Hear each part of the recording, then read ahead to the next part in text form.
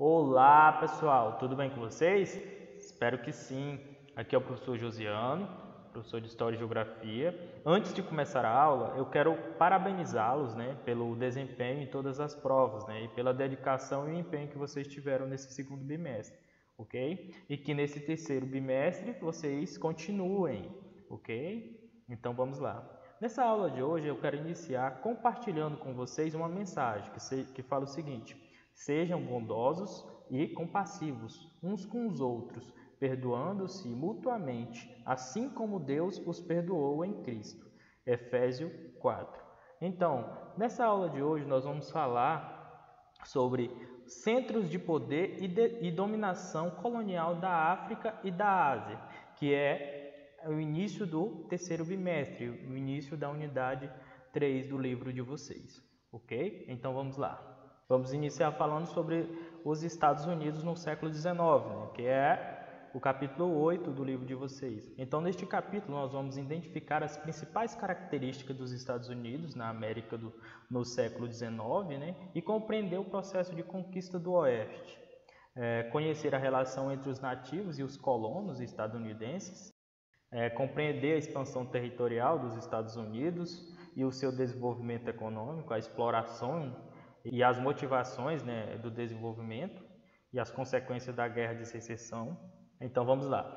Nas décadas seguintes da independência norte-americana, ocorrida em 1776, os colonos avançaram sobre os territórios vizinhos. Então, em menos de um século, transformaram-se em uma potência continental ocupada em uma região que ia do Oceano Atlântico ao Oceano Pacífico. Na chamada Conquista do Oeste, os colonizadores dizimaram os nativos, estimativas que no início do século XVII, a região que hoje corresponde aos territórios dos Estados Unidos e do Canadá, ocupava-se cerca de 10 milhões de indígenas, e nos primeiros anos do século XXI, este número não chegava a 3 milhões.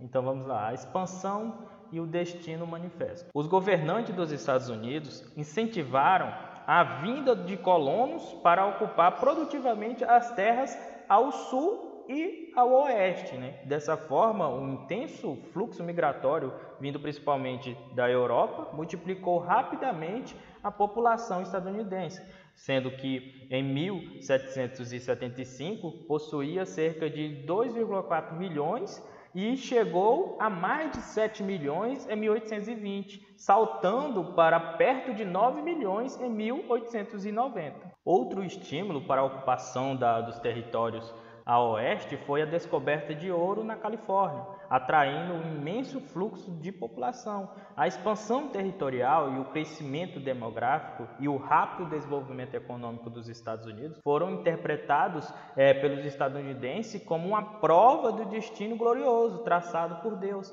Essa crença, ainda muito presente naquela sociedade contemporânea, é conhecida como a doutrina do destino manifesto.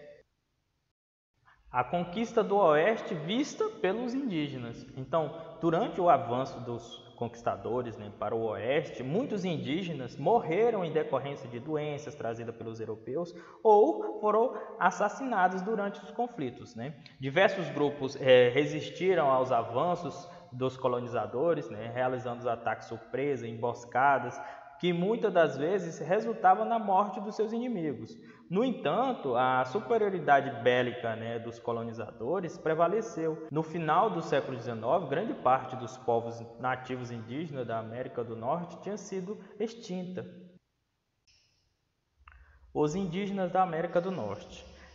Os povos indígenas da América do Norte se organizavam em pequenas aldeias ou grupos de nômades, dedicados à pesca, à caça e à coleta. Nas grandes planícies do centro, onde estavam os Sioux, os Chienes e os Comanches, prevaleceu o que? A caça, especialmente de bisões, bovinos selvagens, que viviam em grandes manadas, dos quais aproveitava a carne, o couro, o esterco seco, que usava como combustível para o fogo. No contato inicial com o colonizador, os nativos incorporaram algumas das suas práticas, como a criação de ovelha, cavalos, além do uso de armas de fogo e dual. Ainda assim, procuraram preservar a sua cultura. A Guerra Civil de 1861 a 1865. A colonização dos Estados Unidos não se deu de maneira uniforme, enquanto ao norte desenvolvia uma economia baseada na manufatura e no comércio, ao sul tinha uma economia agroexportadora e escravista. Após a independência, para proteger a produção industrial, os empresários do norte pressionavam o governo a impor taxas elevadas ao gênero exportador. E isso, porém, prejudicava os fazendeiros do estado sulista, que eram obrigados a pagar pelos produtos manufaturados. E na segunda metade do século XIX, as divergências políticas entre os estados sulistas e os nortistas, que os sulistas eram os que apoiavam a escravatura e o livre comércio, e os nortistas apoiavam a abolição e o pretensionismo. Acabaram provocando uma guerra civil, que também ficou conhecida como a Guerra de Secessão. O estopim do conflito foram as eleições presidenciais de 1860. A vitória de Abraham Lincoln, no Partido Republicano, representante dos interesses do norte industrialista, levou a Carolina do Sul a se separar dos Estados Unidos. E elas se juntaram com mais 10 estados sulistas e formaram os Estados Confederados da América, com a capital na Virgínia, e os demais estados formavam os Estados da União. Como mostra o mapa que está aparecendo na tela, o de verde representa os Estados Confederados e essa corzinha mais clara representa os Estados da União. A Guerra Civil ou Guerra de Secessão dividiu os Estados Unidos da América em Norte e Sul como blocos rivais, numa guerra sangrenta. Em 1861, os unionistas declararam guerra aos confederados. Após 4 anos de violentos conflitos, que provocaram cerca de 620 mil mortes em uma grande destruição nos Estados Confederados, o Norte venceu o Sul, graças à sua superioridade econômica e tecnológica. E em 1863, durante a Guerra Civil, o presidente Abraham Lincoln ele declarou o fim da escravidão nos Estados Unidos. Porém, 5 dias após a rendição do sulista, em 14 de abril de 1865, Lincoln havia sido reeleito a presidente e foi assassinado. O evento desencadeou os conflitos em uma questão racial que marcaria os Estados Unidos nas décadas seguintes. A reconstrução radical de 1865 a 1877. Então, após o término da Guerra de Secessão, durante um curto período, ficou conhecido como a reconstrução radical. Grupos contrários à segregação racial procuraram construir uma nação mais democrática, com projetos de integração aos negros, à sociedade estadunidense, por meio de educação, distribuição de terras, e ampliação do direito ao voto. Em reação a essas medidas, as sociedades secretas, violentas e racistas, como os Cavaleiros da Carmélia Branca e o Ku Klux Klan, passavam a atacar e aterrorizar os libertos, que apoiavam a equiparação civil entre brancos e negros. Em 1877, Hayes, que era candidato à presidência pelo Partido Republicano, ele comprometeu-se a retirar as tropas federais e não intervir nas questões dos estados sulistas, para garantir que a sua polêmica vitória eleitoral fosse reconhecida pelo Partido Democrata, representante dos interesses do Sul. Conhecido como o Acordo de Hayes, esse compromisso pôs o fim aos direitos civis conquistados pelos negros em 1865. Então, a partir disso, proliferaram no Sul os Black Codes, ou seja, os códigos negros, que impedia os ex-escravizados a exercer cargos públicos, de votar e frequentar os mesmos espaços públicos que os brancos, por exemplo, transportes, escolas públicas, restaurantes, hospitais, entre outros. Somente nas décadas de 1950 e 1960 que a luta pelos direitos civis e a segregação racial foi oficialmente abolida na sociedade estadunidense, o desenvolvimento e a prosperidade. Após a vitória dos Yankees, os nortistas, sobre os confederados, o desenvolvimento industrial do país se acelerou, e a descoberta de enorme reserva de ferro, cobre e petróleo, somado com a crescente produção industrial, a mecanização do campo e a expansão das estradas de ferro e dos portos, levou os Estados Unidos a liderar a produção mundial agrícola e industrial nas últimas décadas do século XIX.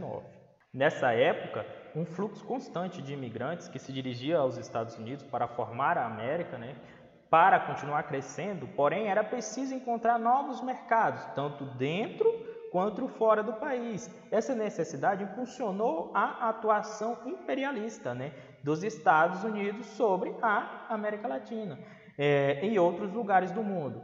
A dimensão continental do país foi muito útil nesse sentido, que permitiu-lhe estabelecer relações comerciais tanto no Ocidente, pelo Oceano Atlântico, quanto no Oriente, pelo Oceano Pacífico.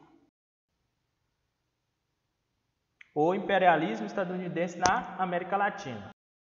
As principais intervenções dos Estados Unidos deram-se a partir de 1823, quando se opuseram à Santa Aliança, por meio da doutrina Monroe, sintetizada na frase "A América para os americanos".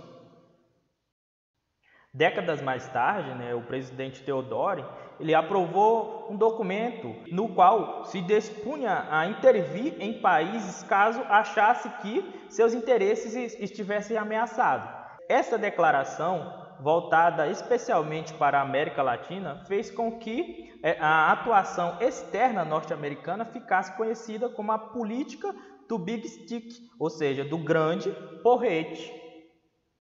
O país demonstrava, assim, a ambição de colocar toda a América sob a sua influência, a implantação de mercado, situação que acabou por incentivar, no final do século XIX e durante o século XX, Nesse período, os Estados Unidos realizaram diversas intervenções militares na região do Caribe, na América Central e nas ilhas do Pacífico, com ampliação de poder internacional que levou, por exemplo, a apoiar a independência do Panamá em relação à Colômbia, em troca de um acordo em 1903, pelo qual arrendaram a zona do Canal do Panamá, a única passagem existente na região ligando os oceanos Atlântico e Pacífico.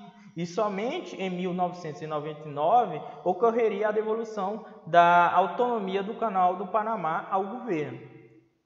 Ok? Pessoal, então para finalizar, peço que vocês façam a atividade trabalhando com documentos da página 133, a atividade Conexões com a Geografia das páginas 136 e 137 e a atividade das páginas 140 e 41. Ok, pessoal? Então, pessoal, qualquer dúvida com relação ao conteúdo ou com relação à atividade, eu vou estar de plantão durante o período da aula. Vocês podem me mandar mensagem. Você pode mandar mensagem no WhatsApp, no grupo, ou pode me mandar no PV, ok? Ou até mesmo na plataforma. Fica a critério de vocês, ok? Então, até a próxima aula.